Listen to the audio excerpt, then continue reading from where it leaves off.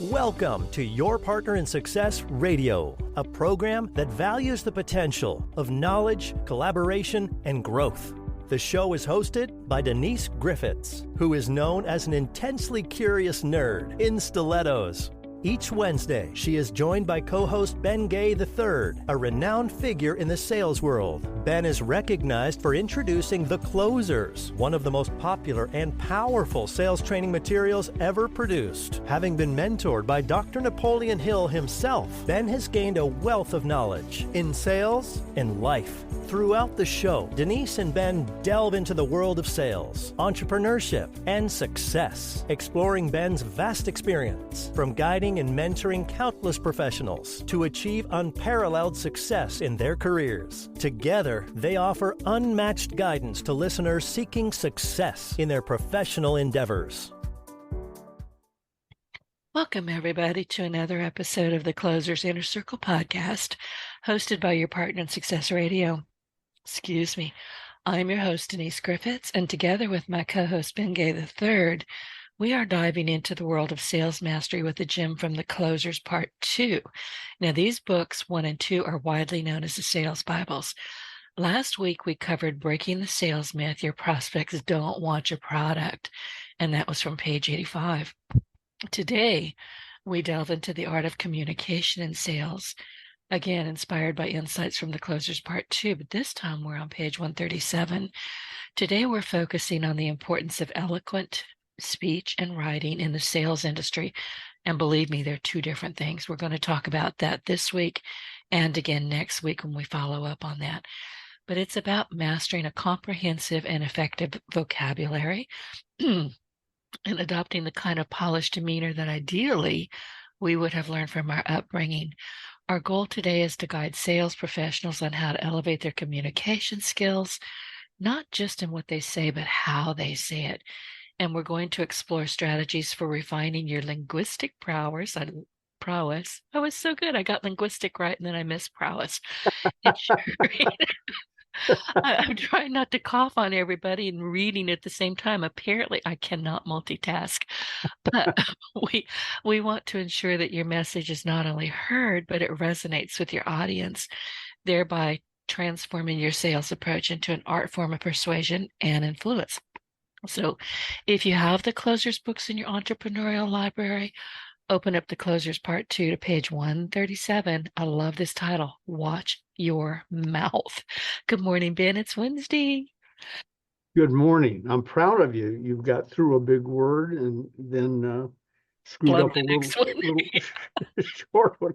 I've had days like that. It's going to happen. I don't know why I think I can talk out loud.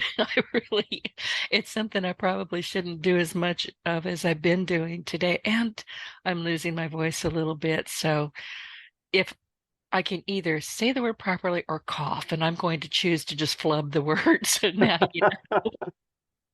There's some words that cause coughing. You reminded me of, I came off the stage one day somewhere, and William Bill Patrick, one of my early mentors and the owner of the big cosmetic company I was president of,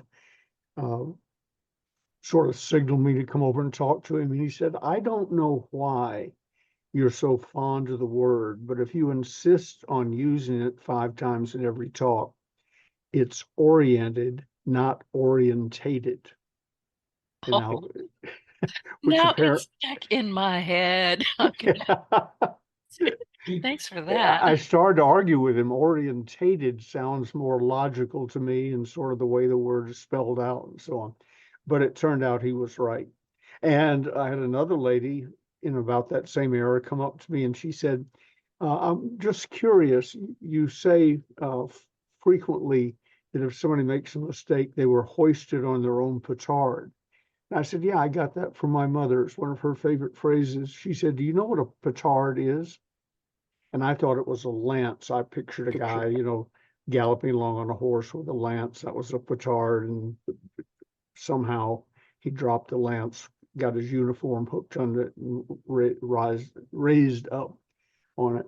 And so I gave her my explanation. She said, not really. Why don't you look it up when you get back to your room or your whatever? Well, it turns out petard is a downward blast of gas. I know. You know that? I didn't know it. Yeah. Because I read all the time. I've read all my life, and I would see that. I read a lot of English Mhm. books and, books that I probably shouldn't have been reading at 3, 4, 5, and 6, but I love the words. And I finally looked it up. I went, oh, crap, because I had the same mental image you did. It's like, no. Well, it Like, turns out between those two conversations I took for years, I wouldn't say oriented or orientated, either one, because I'd lose track of which one was right. And I took hoisted on your own petard out of the act altogether, and then called my mother and I said, Mother, you know that thing you say? Oh, yes, yes, I say it frequently. Do you know what it means? And she described a knight on a horse and so on. I said, no, look it up. And next time I talked to her, she said, oh my God. well, now, though, you can rewrite that. Now, when you see somebody riding along on horseback, and all of a sudden they're up in the saddle for no reason that you can Yeah, determine, guess what they're doing? They're hoisting. So on their own petard. that's exactly right. I But anyway, listen. it's funny. And when you come from the South like I do and you do, we have our own, we have a tendency to insert additional syllables into a word that Oh, don't yeah. exist. There's a guy on television now doing some sort of pain pill. I've seen his commercials, and his wife gave him the pills, and 3 days later, 3 weeks later, whatever, he said the pain was gone. And he Ask says, us how we how do spell. you get three syllables out of gone? Well, go put gas in your car. Seriously. Do How what? many gas? Go gas your car. Oh, sure, Yeah, that's sure. 2 syllables at a minimum. Yeah. Well, anyway, language is funny. I had to get to sort of the subject we're on today. I was blessed to a degree by a father, although he was raised in Alabama and had Southern colloquialisms. I hope I got that close to right. You Uh, did. that he used. He was a very sophisticated guy, helped along by my mother, who went to upper class prep schools and colleges in New England. She went to school with the Bushes and the Kennedys and so on. Her father was a judge. And so she spoke very proper English with almost a British accent. It was a New England accent. So I just grew up speaking reasonably properly because of what you hear. That Right. was fortunate. And with a few exceptions, we hung out, mom and dad, and I got to hang out with them, with a crowd of upper class, successful people who, by and large, there were a few exceptions here and there, but by and large spoke and I assume wrote well. And then a senior in high school, having been thrown out of two high schools before I got to my senior year at Murphy High School in Atlanta, I stumbled into the room of Ms. Griffin. I don't know if she had a first name. When I was going to school, teachers didn't have first names. It was just Miss Griffin, I think was what we called her. It was prior to Ms. And I had gone to the wrong, I'd been away for almost 2 years. I come back, I'm supposed to go to class number so and so, and I arrive late in the class because I went to the wrong one. I'm looking around at people thinking, God, everybody in here is short. I'm not a giant, but they were all shorter. Well, it turned out I was in an eighth grade class instead of a senior class, and it was history, not English. So Uh-oh. when I realized my mistake, I got up and ran down the hall, and I went literally like Kramer on whatever that show is where he skids into the room, Seinfeld. Uh, I went skidding into Ms. Griffith's room, and she looked up. I'd never met her before, but apparently she'd been briefed that Ben Gay is returning to school. Prep school didn't work out either. But she told me later, but I was told you were a nice and funny guy. So I went skidding in. She looked up and she said, Mr. Gay, I presume, because everybody laughed. And I thought, oh, this is not good. I'd hoped to sit on the back row and have her not know my name all year long. and she got a chair out of the assemblage, one of those chairs with the desktop built into it and room to store your books underneath, and dragged it up, turned it around facing the class, and put it right next to her desk. And Ow. she said, young man, this is your desk all year long. You're going to sit here with me, and you're going to win the state writing championship, and you're going to speak at graduation. That was hysterical to me. They were all hysterical, but especially speak at graduation, because I thought that was valedictorian and salutatorian, neither one of which was going to be me. But I didn't know she had the ability to name who wrote, memorized, and recited the prayer at graduation. So it was possible for me to speak at graduation. And she was helpful to me in getting up and giving reports and so on, sort of eased me into speaking in front of a group. And then at graduation, I walked down from my seat on the 8th or 10th row, went down in front of 3,000 people and did that stand up motion with both hands. And 3,000 people stood up. And I thought, oh, this is good. I really like this feeling. I want to do Simon Says, sit down, get up, sit down. And then I heard my voice. Of course, in rehearsals, I'd heard it, but now I heard my voice over a microphone reverberating through the Atlanta Municipal Auditorium. And I didn't know what public speaking was or how to get into it. And I'd already won the state writing championship. But my life had been turned around. It took a few other little things along the way to firm it up, but I was ready to go. Just with those two instances, one teacher, and there were two English teachers. I often wonder, why did God send me to Miss Griffin's room instead of the other one? If it had been the other one, you and I might not be talking today. See that? I almost don't even know how to respond to that. I mean, teaching is a skill, Yes. but it requires compassion, and it requires that you're not standing in front of a chalkboard and telling everybody in the room to learn the same thing today or else. Exactly. I hated school. I hated it. I was not cut out for that. I was going to do my own thing. I always did, always have. And my teachers finally figured that out, and they pretty much left me alone because they knew I was intelligent. They knew I got it. They also knew I was a smart ass with no filters. So they tended not to pick on me too much. I was very quiet. But when I had something to say, I said it with verve and finesse, and they never forgot it. But I got through school literally just by looking at them. I would just look at them like, what do you want me to do? I've already done it. Leave me alone. I didn't talk much. I really didn't, but I don't know. I hated school, but it was a factory. It really was. Yeah. But occasionally you bump into, my love of history came from the Me same too. year. That's the only course that I would show up early for that one. Everything else, yeah. Mr. Evans, American history teacher, senior year, I met him within an hour of getting out of Ms. Griffin's class. I walk in and he's talking about the Maginot Line, World War II. And I thought, well, that's interesting. I really don't know much about it other than they put up what they thought was an impenetrable thing that would keep the Germans out of France, and it didn't work.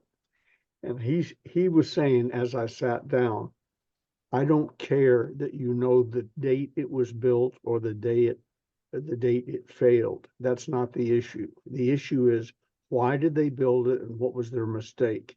In other words, a generality, but the most important part of the concept. And that's the way he taught history. We were never given a test where you had to remember on July 13th in Spain, whatever, this happened. He wanted to know what happened and why and what were the results and was there a mistake. And I fell in love with history. I had zero interest in it. And again, life-changing. And I'm at my senior, and if I hadn't been thrown out of prep school, I wouldn't have met either one of those people, because we were down to the final strokes in my senior year in high school, and bang, and within an hour, bang, and everything turned around. Another thing that happened, happenstance, it seemed. And I've told you this before, but I'll keep it short. Had been brought out to the home office of Holiday Magic Cosmetics, along with Zig Ziglar and several other rising stars in the company, to become a training person. They called it instructor general. And we were out in California for 30 days going through this training. And one of the things was to learn the scripts. And one of the scripts was a 47-minute opportunity meeting. Well, we did whatever we did that morning, and they came in and yelled at us and act like drill sergeants. And then we went back into the bowels of the office, found rooms to go in and start practicing our scripts. I forgot my manual. I didn't have my script with me. But we'd already done a little presentation that morning on video, on the old Betamax video recorder. And that's neither here nor there, except for what happened. I go back to get my manual into the training room. I come in through somebody else's office. Therefore, I came in behind William Penpatrick, the owner of the company, and Fred Pape, then the president of the company, right before I became president. And they're staring at the Betamax screen that had folded up. This is reel-to-reel video. And I heard my voice. They were watching what I did that morning. And Bill Patrick said, oh, Fred Pape said, he's good. And Bill Patrick said, I will pay more for the ability to effectively communicate than any other skill. So I did the moonwalk back out of the room. They never knew I was there. I'm picturing it, so keep going. I'll be Yeah. laughing, but you keep going. I did the moonwalk, went back down, and Bill Dempsey, who brought me into the business, was my training partner. He says, where's your manual? I said, I'll work out of yours. They were doing something there, and I don't want to interrupt them. I'll pick it up at lunch. He never knew what I'd overheard them say. But again, my life had changed. But I was prepared for it. Truman once said, what a man does on some great occasion will be determined by what he already is. And what he already is will be determined by years of prior preparation. Well, if I had heard them say that, minus Ms. Griffin, it wouldn't have had any effect. But I was ready. I'd spoken in front of 3,000 people. I knew how to write and I knew how to memorize. I'd done all that. So when I heard that, it was like Truman saying, here's your great opportunity and you're ready. Take advantage of it. And that turned me into a professional speaker, a professional trainer. I've authored 35 books, including a few bestsellers, all because of my ability to effectively communicate, not as well as a lot of people, but to effectively communicate better than most. And that, going back to the chapter we're in today, page 137, Watch Your Mouth, that is one of the keys to sales training, selling professionally, personal development, and so on, the ability to. People say, well, how do you learn how to do that? Let me give you one example. Read. I used to take Vanity Fair magazine. They've since lost all their great writers. They've retired, died, been fired, or whatever. But I used to take Vanity Fair magazine, which looked a little odd at the post office. They thought it was Gigi's because of the writing. I could learn how to write by reading Vanity Fair. Today, you can learn how to write by reading other publications. Wall Street Journal might be one. You actually learn about business while you're reading it, but more importantly, you learn about writing. Oh, that's an interesting way he or she wrote that phrase, or this is an interesting way, or whatever. And then you begin to notice little things like, rarely, unless it's in quotes, will you see an exclamation mark. They write at level tone. Here are the facts, and let me get those to you first. Then if I'm excited about something, I can punch it up or not. But first, I got to deliver you the facts. And then you and I were talking earlier. Ms. Griffin said to me, one of the tricks to writing, Ben, is to write at a 6th grade level. And then she said, and for you, Mr. Gay, that won't be difficult. So Like her. I sort of thought that was an insult. I'm not sure. But it simplified my writing and to a degree my speaking. I have a thesaurus here that I used to use when writing because I sometimes would try and find a bigger word than I would have naturally used to make myself look smart. And sometimes if you're ghostwriting, I would use it to use a bigger word because it took up more space and I could finish the book quicker. That doesn't mean people reading it could understand it. But I had to learn how to tone that down. I know bigger words than I use. Yeah, same Much here. of the time, yeah, I know you do because in casual conversation you use the bigger words, but when we're And I recording, even sometimes pronounce them properly. occasionally, Okay. Yeah, I love you too. You're but supposed to help me out there. yeah, bless your heart. Yeah, that's it. And for you That's my people heart. who are not Southerners, when some Southerner says to you, bless your heart, it is not bless your heart. No, It's it's an not. entirely different phrase and meaning. And if we Clean. say bless your little heart, that means you're Oh, too stupid to ever get it washed off. You're just stuck with it. Deal with it. so the ability to effectively communicate, whether you're speaking or writing, is a crucial skill. I read somewhere one day, everybody always quotes a Harvard study. I doubt it was a Harvard study, but somewhere somebody took the time to measure, allegedly, when you light up a cigarette. And I used to smoke 3 packs a day, so I'm not looking down on anybody. I quit 40 plus years ago, but I know what it's like to smoke, and I know when it used to be cool to smoke. You know, it was a way to look sophisticated.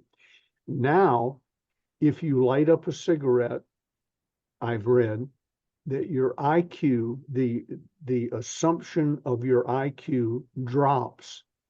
I think the figure was 67%, but it was it was over 50%. The assumption of your presumed IQ drops over 50% just because you lit the cigarette. If you're speaking to somebody and you use my killer one, there's a bunch of them, but my killer ones are I, me, and myself. You know, Denise and me went to lunch. Wrong. Wrong. Yeah. Yeah. Myself had lobster. Wrong. All by yourself? Yeah, yeah. Or as we say in the South, my own self. Well, there's that. Yeah. Yeah, Yeah. yeah. That I Jeet don't yet. consider a My mistake. my favorite is jeet yet. It's 3 words Oh, in yeah. one. Did you eat? 4 words. Jeet yet. And we all understand. No, not yet. How about you? Brother Dave Gardner, the Southern comedian, used to say, and I did that by my own self. And I found it so intriguing. I picked it up, and I'll sometimes, I know it's wrong, but I still enjoy using it because it sounds clever and funny to me anyway. Or he'd say, so I, I said to myself, yeah. self say, huh? But I've noticed you do this and I do it too. When we say something that we know is wrong, like I'll, say Right. something along the like, I am one. I'll say, well, I is one, but I say it in a deep Southern accent. Yeah. Just because I'm poking fun of myself. I want people to know that I understood what I just said and it was garbage. So here you go. My I mother, is one. my mother, the proper Bostonian, used to say, I don't care what you say, just tell them you were raised better. She had washed her hands of responsibility for me, but she didn't want any of the negative to splash over on her or my father.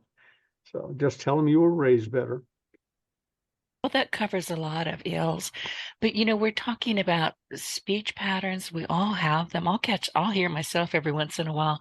I was having a conversation, God, we all do this, and I know we do, with my cats this morning, and I realized that there is a speech pattern that I have going on with this one particular cat. Hamilton is an ass. And he's very loud. He's very vociferous. He is my son, the cat. And, he'll be chatting at me and I'll say, "Oh, really? Uh-huh." And then I Yeah. caught myself listening to what was, because I knew it was going to come out of my mouth next. And we did several rounds of, "Oh, really? Uh-huh." And then finally I'll say to him, "Do you feel this way all over or just in spots?" And off we go again. So it's the conversations that you have when you think nobody's listening can be important. They may tell you that you're Looney Tunes or that you have a good sense of humor. Pick your poison, And I there's a guess. fine line between those two. Very, very. And the cat talks back, so there is that. We have two cats that have adopted us, and they adopted us because Gigi put food out, and then when they came through the doggy door, we'd lost our dogs, and uh, and Gigi said, "I wonder if he'll ever the lead cat, Thomas. I wonder if he'll ever let me touch his head." I thought of that as I left the bedroom this morning. The cat was on her, chin to chin, and moving his head around so she'd scratch his head. And I said, "Well, it looks like you got through that barrier. He's now letting you touch his head No and letting, letting, yeah." training. He And trained her. right. And she said, she'll say to him, "You can't have another treat. We already did that." And I say, Yeah, "Hang I on." know. I know. I know. Same thing. I'm I like, say, "No, "Hang you on, look at it." Thomas. She'll crack in a second." And then you hear the treat jar come up and rattle again, and she puts some more out for him, and so on. So we all do it. But good point. I hadn't really thought of this. Good point in that there's casual talk. There's the way I talk to my friends on the back porch when we're barbecuing Hey, something. no. And are you All right, talking to not the you. cat or me? Yes, it's Odalie. She's my 18-year-old diabetic, and she pretends that she has kitty dementia. She eats every 15 minutes, it seems like, and she's standing right next to the closed bathroom door because she knows her food is in there and she wants it. And she doesn't care who you are or I am. She wants her food. And I didn't mean to do that. I thought I was muted, so sorry. I thought, God, I did something. What did I say that would cause her to yell no at me? No, I'm talking to the cat. Sorry about that. But what I started to say, and again, this is you led me into it even better. Uh, there's casual chat, and I do that, and I do the is thing from time to time with friends, but not on stage in front of 10,000 people. And I know some of the most popular speakers in the country now, I'll leave them unnamed, use the F word like we used to use it in the Coast Yeah, Guard. yeah. I Yeah, don't as like it. it's It's a not nice. noun, a verb, an adjective, an adverb, and I understand that in the service, and I guess it's acceptable in front of big groups, but not by me, because I'm just going to pick a number out of the air. 50% of the people are offended by it. They're religious or were raised properly or something, and they cringe I do when you cringe. say it. I wouldn't Yeah. say that I was offended, but I do wince. It's like, when you talk about lose IQ points, I don't care about the cigarettes. I do care about the stench. I care about Oh, that yeah. a lot. If I'm But working a line of people and yeah, somebody you can passes by me and I got a little whiff of smoke, I'll smell my hand because they just shook hands with me, and I thought, damn, yeah, they don't somebody know. got me. They Yeah. got me. They'll have to wear a sign that says, "I'm a smoker, don't touch me." Yeah, it's hard for me to I can't tolerate it really, but it's your deal. If you want to smoke, go for it. But I will not hang within 3 feet of you. I just can't. It really Yeah. bothers. But So when you're go ahead. talking about, oh, I lost my train of thought. Okay, you go, and then I'll chime in I'll or double interrupt. back. Yeah, The circle round, as the press secretary used to say. I'll circle back. yeah. Circle back. Uh, Yeah. the point was, watch your mouth watch your appearance. All the things that could possibly affect somebody could make a sale if done properly, kill a sale if not. My mother-in-law, now gone, used to say to my brother-in-law, recently gone as of July 4th, she said, David, she would try and clean up his grammar. He was raised properly, but somehow he sort of became a mountain man. Lived in a hut on a lot of property, hunted and fished and so on, and hung out with people who did. And she would say, here's the good news about using good grammar. No one will criticize you for using good grammar. They may not even notice, but they will think you're an idiot if you use bad grammar. At least some of them, maybe not his friends, but at least some of them are offended by it. The F-bomb I was in the Boy Scouts. I was a young man. I was in the Coast Guard. Trust me, I'm not easily offended, and I've used all the words that I would not use in front of 10,000 people in a seminar.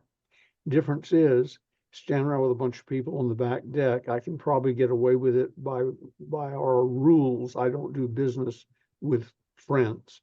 I have people I do business with who become friends, but the people who were friends to start with, we just don't do business with. It's not worth it. If something goes wrong, the job is screwed up and you've lost a friend.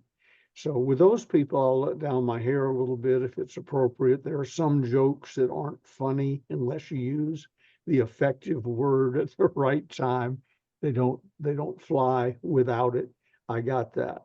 But this podcast is based on you and me talking to fellow business people, whether they're salespeople, business people, whatever. And with that role being played and your business person hat on, it's like show business. I've told you before, when I go out of the front door in the morning, if I do, on the way to some business situation, I say to myself, sometimes out loud, it's showtime. Right. From this moment on, from this doorstep on, I'm on stage. People are watching.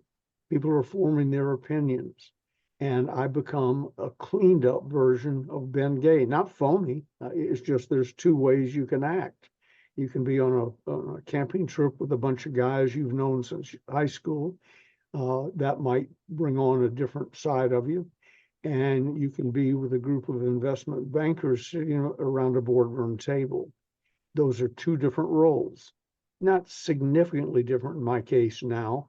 I'm not smart enough to remember two different languages, but I clean it up when I'm sitting at the boardroom table, when I'm in front of 10,000 folks, because I know if I don't, listen up, folks, it costs me money.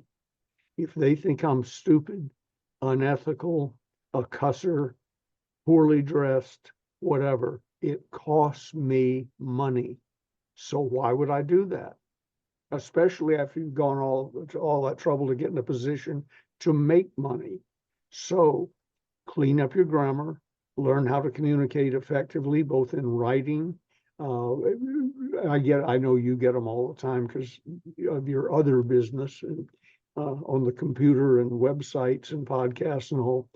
I probably get 15 or 20 emails a day that want to redo my website or give me 1,500 leads by noon, or whatever. And invariably, they're going to write something for me, and invariably, they don't know the English language, either because they're from Nigeria or they're from here and just ignorant. Listen, there was some years back, and this is, really in keeping what we're talking about. As part of my web development agency, I was also a very well-known virtual assistant back before everybody and their grandmother who had a keyboard also became a virtual assistant. I got out of it. It just got too messy. I didn't want to, spend a lot of time in the low end of the pond. But I would get, and this doesn't happen anymore, but I would get resumes unasked for that were emailed to me that were in text speak. Like, that's the best you've got? I wouldn't even respond. If you're that ignorant that you think I'm going to listen to you are for yours, And, there's a couple of different ways to spell your, and, but you are is not it. And I mean, I remember being just so frustrated and so irritated and thinking, okay, you are stupid. It was a judgment call and it was not nice of me. But when you present as stupid, I have to take you at your word. Absolutely. And so do our customers, Right. Denise's customers, my customers, and all the people listening to this. And you generally don't know when you've gone over the edge. People usually won't stop and correct you. There are grammar Nazis on the web, but in person they generally won't. They'll just say, "Oh, he or she's not very smart." Huh, that's interesting. But now he wants to take over my financial portfolio. Oh gosh. Yeah. And we've just determined he's not smart. Yeah. He didn't have a You, brain in his head, poor thing. yeah. David Brown, you were talking about him earlier because I guess you talked to him earlier today. Uh, Great guy, smart as sharp as a whip or whatever the phrase is. Funny, I He can't think can't of the be words that while we're. smart because he listens to me and I tell him what to do sometimes and he says, okay. So we're gonna have to dial that one back. But plus we're working on a business venture and he's just he's great. But every once in a while he'll say, I don't know about that, Denise. I'm like, oh, well, you know what? He's right. He's good. But Yeah. but he's an example of, I've spent time with him. We've been to a couple of seminars together and spent, I don't know, 2, 3, 4 days around each other twice, I think. And he speaks well. He presents himself well. He's sharp as a tack. That was probably one of the words I was looking for earlier. Smart as a whip. That's the other one. And I would trust him with anything he claimed to be good at. I know what he's officially good at, but if he said he was a good trout fisherman, I go, great. If I want to learn how to trout fish, let's go. He's trustworthy and Right. articulate Yeah. and so on. I hope he's listening to this because He you always does. And I have to tell you, he told me years ago, the first time he met you, because I we were chatting about Bengay the Third. We were talking about you for some reason. And he said, I sat next to him at one of Tony Robleski's, deals, seminars, and he said, I didn't know he was Bengay the Third for a couple of days. He was so embarrassed. He just liked you. He didn't know who you were and what you did. I got to work on that. I had a mouthful of iced tea when the pause came. Uh, I've got to work on that first impression thing. 2 days and he didn't know who I was. That's amazing. I think Normally he I go, said, "Hi, I'm Ben Gay," just like the back rub. yeah, Uh, but I don't think he understood who Bengay was. Yeah, and the importance of your presence there. Basically what he was saying was he didn't know he was sitting next to a rock star. well, now that I know that, David, everything I said nice about you earlier, moments ago, I take back. Oh, sorry, David. It's my No, but fault. he I'll he's accept. a great example of what we're talking about. He speaks properly, he speaks effectively. I've seen some of his writing, but I didn't have that on my mind, but it was good. And but mainly he presents himself well. My father once described it, he said, "Ben, picture a basketball that's got handles sticking out of it. Picture round handles that are the shape of the side of the basketball, and they're sticking out, but you can push them in where you couldn't use them to pick up the ball, sort of like a suitcase of some sort." And he said, "Now picture it covered with Vaseline." And he said, "That's your job as a salesperson. Don't give them anything to hang on to that's negative about you. If they're trying to find something bad, have all the handles in and have them greased. You can't be caught saying something stupid or cussing or whatever." My father had a rule. If he ran a sales organization, he was a food broker. He would not hire you until he had, besides the normal interview and checking your references and whatever, but he wouldn't hire you until he'd had a meal or two with you in a public setting. And you were there to eat. He was there to study you. how you treated the wait staff, how you interacted with people at other tables, if appropriate. You know, I go into a restaurant, by the time we leave, I know everybody in the restaurant. Gigi's forever saying to me, "Could you contain yourself this time?" And I said, "Well, I'd like to, but I just can't." If She they ought to walk, know by now. And see, when I go into a restaurant, I have to tell myself, do not trip those kids. oh, Their yeah. parents like them. Do not deliberately trip them when they run past you for the 18th time. I make faces at them when their parents aren't looking, and they invariably make a face back. And I say, "Ma'am, excuse me, it's none of my business, but your kid's making faces at me."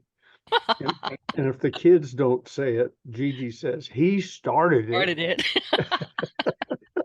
You are a much nicer, more compassionate person than I am. You know, when kids get completely out of control, yeah, I want to trip the kid, but I also want to walk over and slug the parents. So I Yeah. try not to be out in, too many restaurants by myself. Gigi has a friend who's a great lady, but she would have made a good Nazi. And I don't mean that anti-Semitically. I just mean hard by the rules and abrupt talk and so on. I love her. She should have been a man, in that she get along better with men than most gentle, sweet women. But they were having lunch somewhere, and two of those obnoxious kids are running around, and then somehow came up to their table. Denise, and Audrey's her name.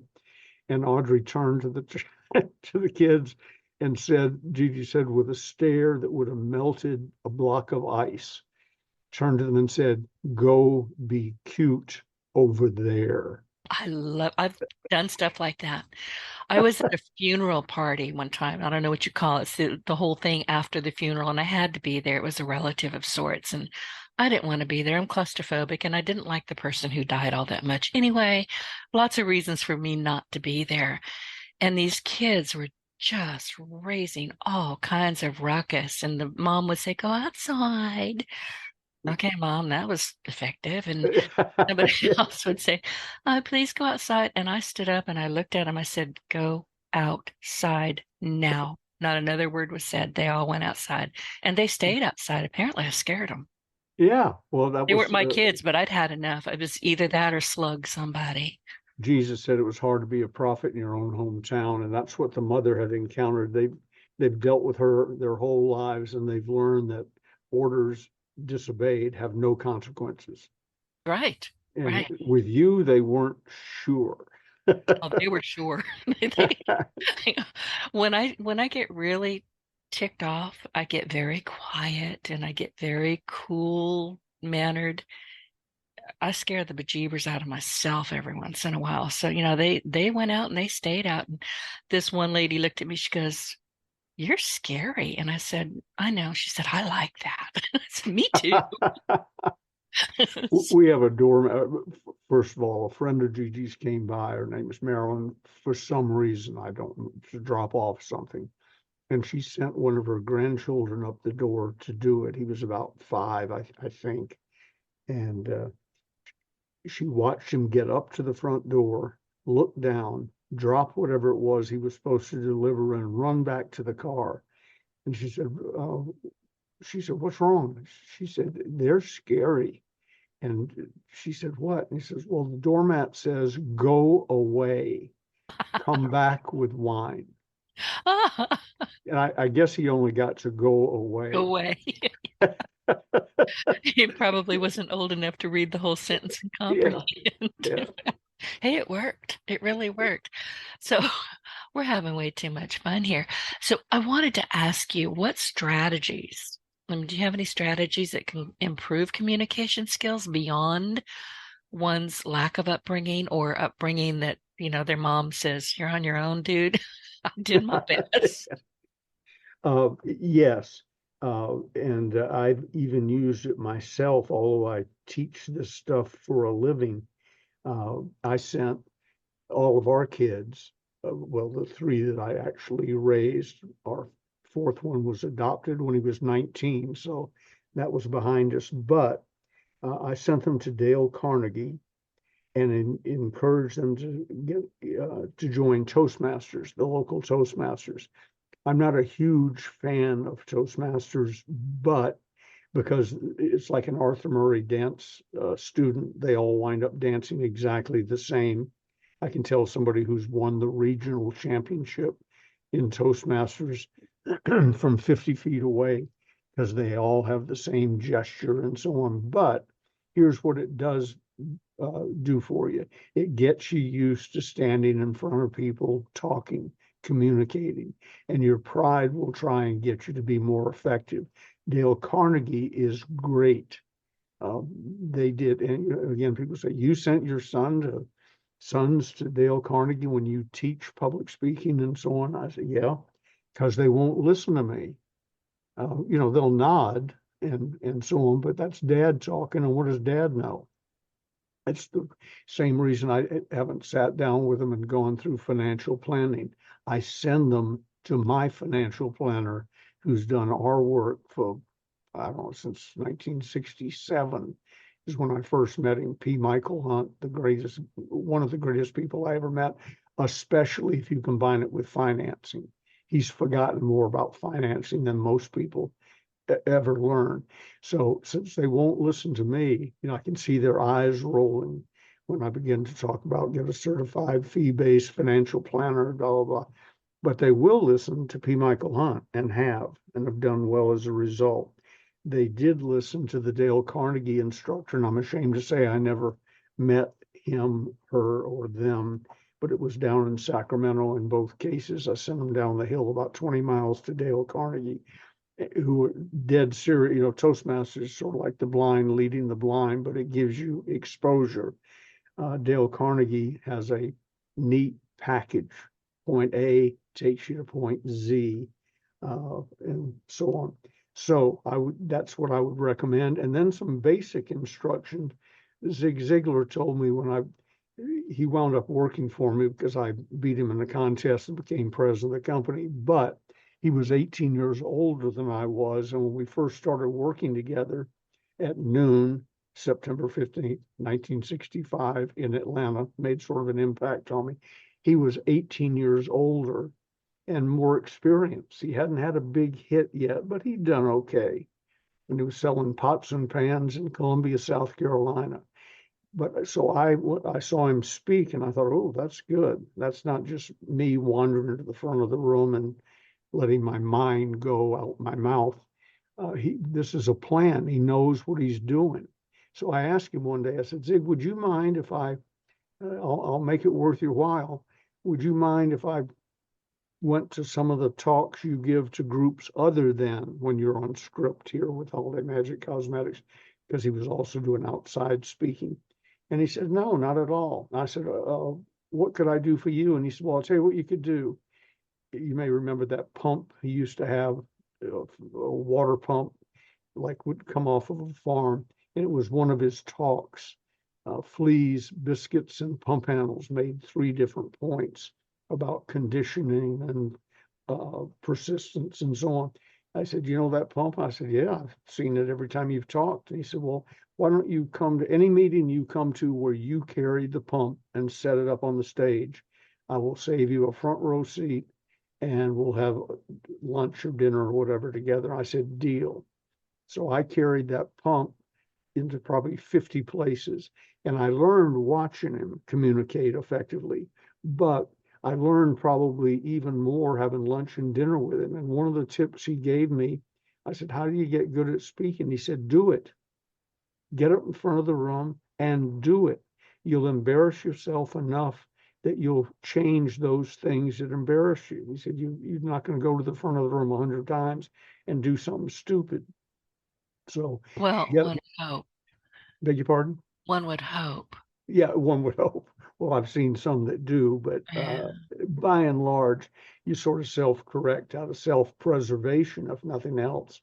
So he said, get in front, never turn down in the early days, never turn down a speaking engagement.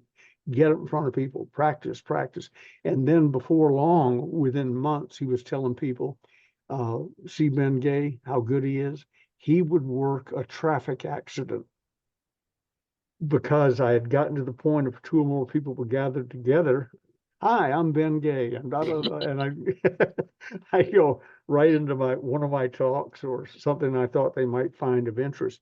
So I got good by doing it and by watching others and by being humiliated from time to time. I was carried from a room one time in hysterics, laughing hysterics, carried under my arms, feet, toes of my shoes. I was looking down at them, dragged along behind me on the carpet because I collapsed in front of about 500 people in Orlando, Florida. We're on the way to Orlando. Bill Dempsey, Jimmy Rucker, the greatest salesman I ever personally worked with, my running buddy and business partner. We're going down, and Dempsey told a story which I won't bore you with, but the punchline was it was a true story about a guy in Atlanta. The punchline was Henry, Henry, Henry. And for some reason, the story and the way Dempsey told me just cracked me. Just cracked me up. I laughed from the time he told the story to Orlando, Florida, from Atlanta. I laughed the whole way. I was exhausted by the time we got there. I'm one of those strange people that if you really get me going, I wind up under the dining room table howling, and people who know me well just keep going with their conversation. They try not to let them bother it. So anyway, I'm up in front of this room, and I wasn't yet used to speaking in front of pretty good sized crowds. Back then, 500 was a big crowd. And I get up, I go, hi, thank you very much. My name's Ben Gay, da, da, da, da. And I look in the back, and Dempsey's standing over on my left. Rucker is backing away from Dempsey because he's unrolling a big piece of butcher paper.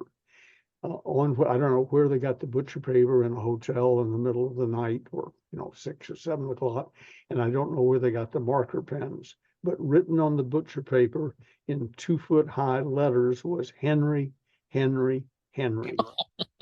And as soon as I saw it, I dropped right to my knees and went into hysterics. And of course, And the I'm right audience, there with you. yeah, the audience is looking at me like, oh, that's a shame, And he's had an emotional breakdown. So now I'm pointing at the back of the room, going, Henry, Henry, Henry, so they'll see the poster and be equally amused. Needless to say, well, one, they wouldn't have been amused. They didn't have the background. Yeah, but on top of that, Dempsey's sitting down looking at me like that poor creature, and I couldn't even find Rucker in the crowd. So after a while, I went into my hysterical mode. After a while, Dempsey and Rucker came up to the stage, picked me up face down under my armpits, and dragged me out of the room and deposited me in I'll never forget, a wicker chair in the lobby. And as I was being dragged up the aisle, I'm turning to people, sitting near the aisle, and I'm going, Henry, Henry, Henry, and they're sort of backing off like you do with a crazy street person, because you don't want to be stabbed and in case he goes totally nuts.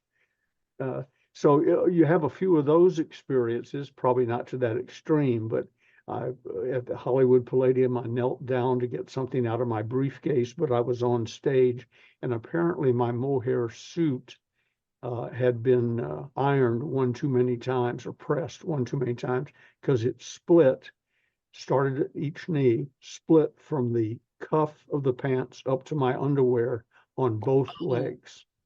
That was in front of 3,000 people. But by then I'd been indoctrinated with the Henry and Henry experience. So I said to them, pardon me, I hope you're not offended by underwear, but I have limited time. So can I go ahead? And they all cheered.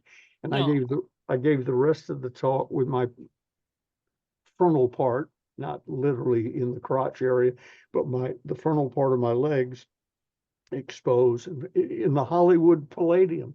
People kill to get in front of the Hollywood Palladium, and there I am, semi-naked in front of 3,000 people.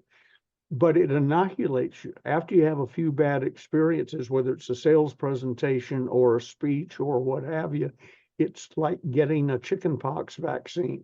You will never get chickenpox after you get the vaccine. Denise, there is nothing you could do to me in front of a crowd that would faze me. And because I have good friends who've worked with me over the years and they know the stories, trust me, they have tried. I've opened up my notes, flipped open the 3-ring binder, and there's Henry, Henry, Henry written, or some recent thing that's happened to me. They've slipped into my notes or what have you, and I just look at them, I can generally know who did it. I look at them and wink and just march on. A friend of mine a lady who used to introduce me frequently, named Kelly. I got up, big introduction, came up, standing ovation. And I said, "Thank you very much, ladies and gentlemen." And she said in a loud stage whisper from the front row, "Now you're rolling." And I looked at it, that would have gotten me in the early days. I looked at her, winked, and went on with my presentation. I've had, there used to be a thing in selling, they're asking you a question. It's not an objection, they're asking you a question. So say to them, "I think the question you're asking me is," and so on. I said to a guy in what could have been a huge sale, he said something, and I said, "You're asking me a question. I think the question is," he said, "I didn't ask you anything. That's an objection. Do you have an answer?" Oh, Yeah. Well, you so have those. listening is important. You really do have to listen to how they're speaking to you. Look, you've got people like me who can say the most obnoxious things in a soft, sweet Southern voice. I'm 5 miles away by the time they say, "Did she just insult me?" Oh, She yes. was serious. Yeah. Was she serious? And my reaction to that is, do I need to do better? I mean, was it but you have to watch and listen when you're talking with people, or listen. You have to listen. I think that's the biggest thing that salespeople need to understand. Shut up and Abs- listen. Absolutely. They will tell you what they want to pay for it, when they want it, Right. or in no uncertain terms, they don't want it. They're not qualified. You didn't qualify them properly. That's not an objection. That's a condition. I don't want that. The example I always use for some reason is if you're selling oil tankers, the seagoing oil tankers, don't call on me. I'm not qualified. I don't know anybody who needs an oil tanker. I'm not interested in learning about oil tankers. And when you ask me to buy it and I say no, that's not an objection. It's a condition. You didn't do your job. You're talking to the wrong person. But for the others, they're pretty much savable. A note I made while you were talking, this is more to do with writing, but when Miss Griffin and I started working together, said I, I was supposed to write something and it was let's say 5 pages. You had to come up with 5 pages or something. And I got out my pen and she was standing right beside me, sitting right beside me, because that's where I was placed. And I started to write on the first line of the first page. He said, "Nope, nope, nope. Flip back 5 pages." So I flipped back 5 blank pages, go Uh, down to the bottom. I see where you're going. And she said, "Now on the bottom line, write your last sentence now." I said, "Well, I haven't written the first one." She said, "That's not important. I want you to write your North Star. Every other sentence, every other word you write is designed to get the reader to the last sentence. That is your North Star, and it will be their great learning experience." So when you're writing or giving a sales presentation, know where you're going. If you're writing, I've written 35 books, hundreds of forwards to other people's books, uh, papers, newspaper articles, and so on. Every single one since that day with Miss Griffin, I write the last sentence first. It becomes my North Star. And then as I'm writing, I'm thinking, does this contribute to getting to that last sentence? Will it make sense when we all get there together?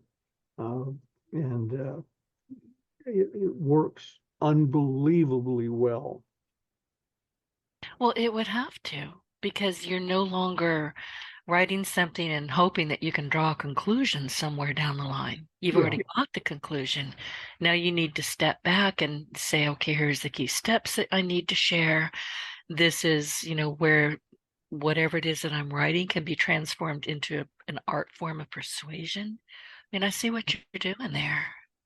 Yeah, that was a big, big help for me. While I got this script on my mind, let me tell you another sweet thing from her, sad but sweet. I called her I went back to Atlanta to do some business with Jimmy Rucker. We're now living on different coasts and so on. And we got into let's drive past our old house. Let's go through our old neighborhood. Let's do this. and among them, let's go to Murphy High School. And we walked in, a sign of how rambunctious we might have been. We walked in, and the lady behind the counter, who'd aged a bit since then, said, "Ben Gay, how are you?" And I thought, oh my God, because I used to be sent to the office frequently. They knew me. I bet they did. I got sent to the vice principal's office a lot. Come to find out he had the hots for my mom, big time. So, He was using you. oh yeah. Anyway, she was very kind to us, and I said, well, do you mind if we just walk up and down the halls and do the stupid memory thing? She said, not at all. And be sure and drop by Mr. Evans' office, classroom. I said, he's still here? Because I don't know, probably 15 years had passed, I'm guessing. And she said, oh yeah, he doesn't teach history anymore. The neighborhood had changed. He now teaches what to do, your civil rights if your parents are arrested. Oh my God. Yeah, and I thought, God, one of the great teachers in the history of the world, one of the great history teachers of the history in the history of the world, is teaching how to get your parents out of jail. But we walked in, he was most gracious, recognized both of us immediately, and so on. And then as we were leaving, the lady said, now be sure and call Ms. Griffin. I said, how do I do that? She gave me her number, or gave me the number of downtown or something. I wound up with her phone number. And Ms. Ritchie. I said, Miss Ritchie, the art teacher? And she said, yeah. She thought you were the funniest person that ever lived. Be sure Oh, and call her. Because I knew who she was. I knew sort of what she looked like, but art was not, it was a waste of 60 minutes of my day every right. day. And I don't know why I was there, but I must have been funny while I was there, because she had told people for years, Ben Gay's the funniest person I've ever had in this class. That was nice. Then I called Ms. Griffin. And I said, you may not remember me, but my name is Ben Gay. And she said, Ben, how are you? Remember you? Of course I remember you. And so on. I said, we would just finish up dinner, and she apparently sort of kept track of me. She said, oh yes, it's 7:30 because the rich dine at 7. And I said, well, that's sweet of you. She said, yes, the rest of us eat at 5. So, so anyway, I told her how she had changed my life. I was a professional speaker. She said, I know that. And I've written some books. I know that. And so on. And I said, well, at the end of the conversation, I said, Ms. Griffin, I'm really sorry to have bothered you at home. I know after all these years of teaching, I think she taught for 40 years of teaching, a couple of hundred students a day for 40 years.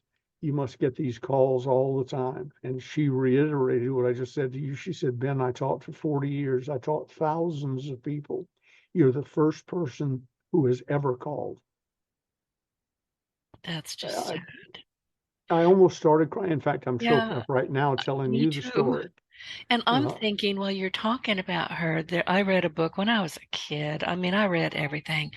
And there was a book called Good Morning, Miss Dove. And I can't remember who wrote it. It was an old Reader's Digest book that my parents had. And every time you talk about Miss Griffin, I think of Good Morning, Miss Dove. a Look it up. similar It's a situation. Yeah, I will. fascinating book. I was raised on Reader's Digest. I was trying to think of things people ought to read, and I haven't seen Reader's Digest in years. I know it's changed its format somewhat, but I grew up with a Reader's Digest stacked 10 or 12 at a time on the back of the toilet in the bathroom most of us used, not mom and dad's private one. I don't know if they had them in there or not, but when you went to the bathroom and came out, usually you were asked, what did you read?